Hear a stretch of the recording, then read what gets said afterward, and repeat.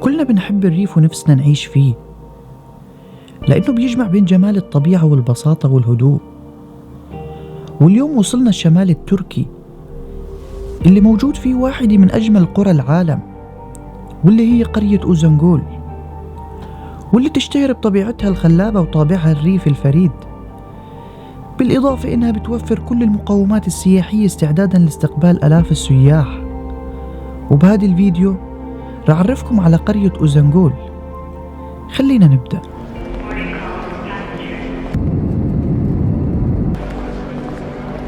حبايب القلب، طبعا وصلنا للاوتيل واللي اسمه ريال اكسس سويت اوتيل. هذا المكان على البحر مباشره، اخذنا شقه فندقيه شيء خرافي بيطلع معكم بالشاشه. وشوفوا لي هالواجهه هاي، سيبوكم من اي شيء شفتوه، ركزوا لي على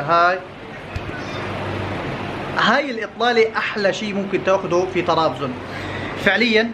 بعد شوي راح ننزل على الداون تاون ونوريكم الاجواء كيف بتكون بهذا المكان. تشوفوا لنا الاوتيل شو بعت لنا ضيافه، يا سلام، فواكه يا اخوان. هذا دلع، اقسم بالله الاوتيل هذا من الاخير، مش اعلان او شيء، بس فعلا الغرف مرتبه، الضيافه، الاسلوب في التعامل في الريسبشن، في شيء حلو كثير. زي ما بيطلع وراي انا حاليا في وسط مدينه طرابزون، تحديدا في الداون تاون. وبعد شوي راح نروح للأذون سوقاق ونتمشى فيه. طبعا الأذون سوقاق يعتبر اهم شارع في مدينه طرابزون، يعتبر شبيه لشارع الاستقلال في اسطنبول، ولكن طبعا فرق كبير بين هذا الشارع واللي هنا. وانا حاليا في الأذون سوقاق واللي هو شارع الاستقلال في طرابزون. زي ما انتم شايفينه بيطلع معكم بالصوره، الشارع طبعا مش مزدحم بشكل كبير مقارنه بشارع الاستقلال، ولكن نقدر نقول في اغلب المحلات التجاريه والماركات اللي ممكن الواحد يتسوق ويتمشى بهذا المكان بنفس الوقت.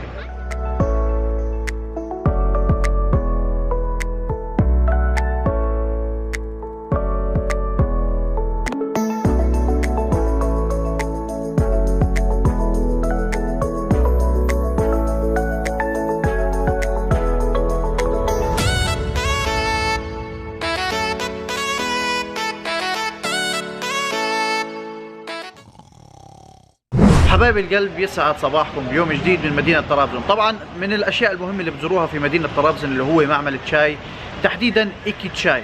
ومع وصولنا لهذا المعمل استقبلونا استقبال على طريقة طرابزون الريفية. خلينا نوريكم الاستقبال ونشوف مصنع الشاي من الداخل.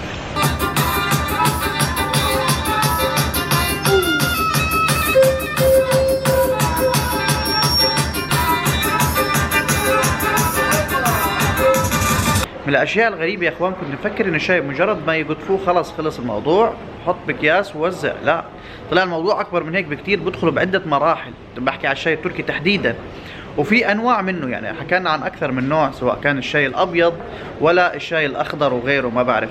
فمجموعه مراحل بمر فيها عمليه تصنيع الشاي، وللاسف طلعت انه شيء كبير مش شيء عادي يعني.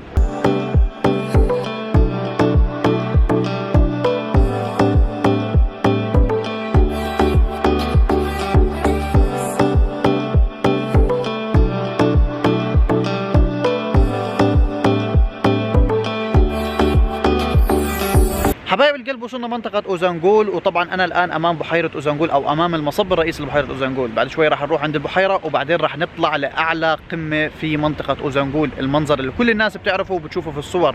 لهيك استنونا يا إخوان. وحاليا وصلنا هذا المنظر الأكثر من رائع يا إخوان. شايفين الإطلالة هاي؟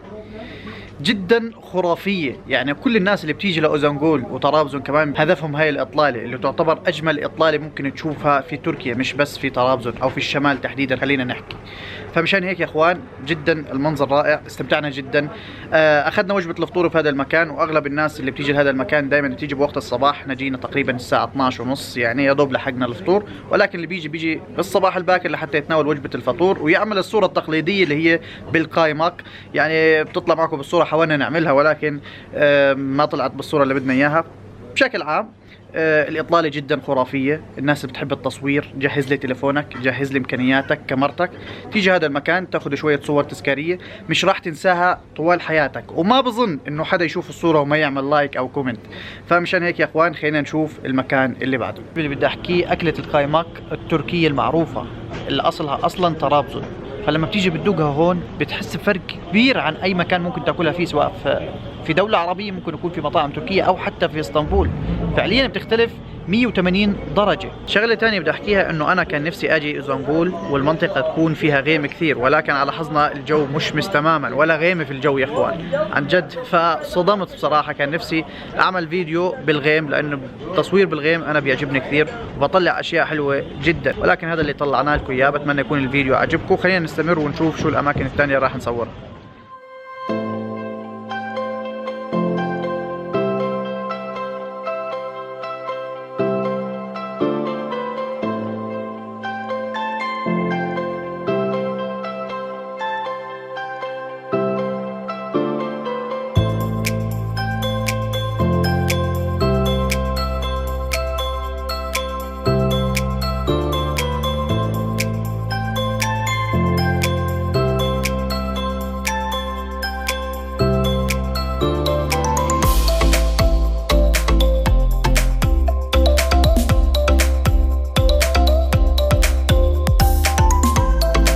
كثير من الناس بتسأل عن مدينة طرابزون وعن منطقة أو ريف أوزنغول تحديدا.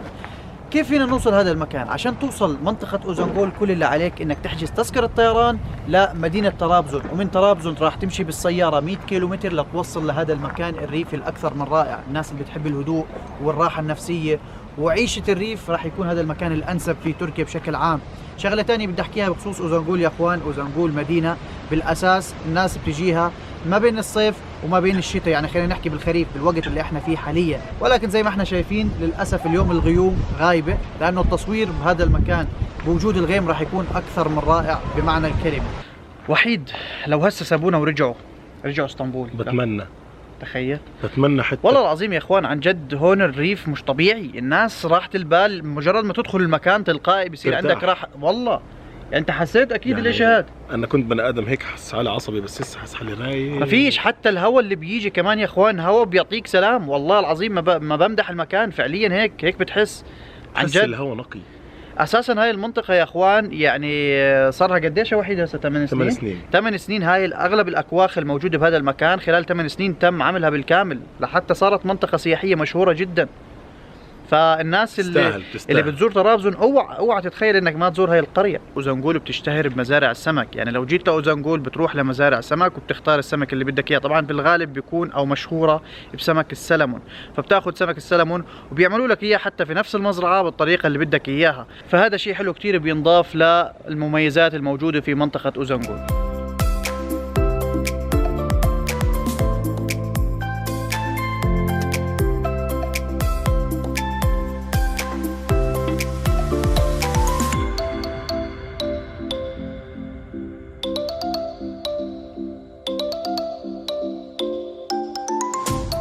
من الشغلات اللي بتميز مدينة طرابزون وأوزنغول تحديدا انه الناس هون مختلفين تماما عن الناس اللي في اسطنبول.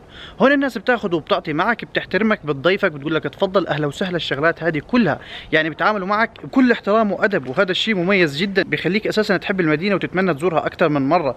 فهذا شيء حلو كثير وبيميز كمان اللي هو منطقة أوزنغول وطرابزون. حبيب القلب لو جيت مدينة طرابزون لا تنسى تاخذ ليلة في اجمل ريف بالعالم. من وجهة نظري لو اخذت ليلة في أوزنغول راح تكون اجمل ليالي حياتك، بالاضافة كمان انه الصباح التالي راح يكون اجمل صباح لإلك على مر حياتك. وبالاضافه كمان يا اخوان الناس هون بكل معنى الكلمه جدا رائعين، يعني اهل الريف ما بعرف فعليا بيختلفوا 180 درجه عن اهل المدينه. فهذا الشيء حلو كثير وبيميز هذه المنطقه. يعني الناس اللي اجت قبل هيك على اوزنغول تحكي لنا رايها بالناس الموجودين بهاي المنطقه. كل يكتب لنا كومنت يا اخوان شو رايكم بالناس اللي عايشين هون. موجود وراي واحد من المزارات السياحيه الموجوده في منطقه طرابزون واللي هو هوبصياش كوبروسو. هذا الكوبري يا اخوان انبنى عام 1935 والاطلاله من هذا المكان جدا خرافيه. موجود وراي شلال صغير خلينا نحكي ولكن حلو جدا للناس اللي حابه تتصور صور حلوه. راح يكون هذا المكان مناسب، بالاضافه كمان للاماكن اللي حابين تجلسوا فيها وسط الغابات موجوده بهذا المكان برضه. فالزياره له اكيد راح تكون حلوه جدا خلال زيارتكم لطرابزون. ومع نهايه هذا الفيديو بتكون انتهت تغطيتنا في قريه أوزنغول. وبكل صراحه مهما صورت من مقاطع فيديو ما راح أكون وفيت للمنطقة حقها. وفي الختام لا تنسى الاشتراك بالقناة وتعمل لايك للفيديو وتنشر الفيديو في كل مكان. سلام.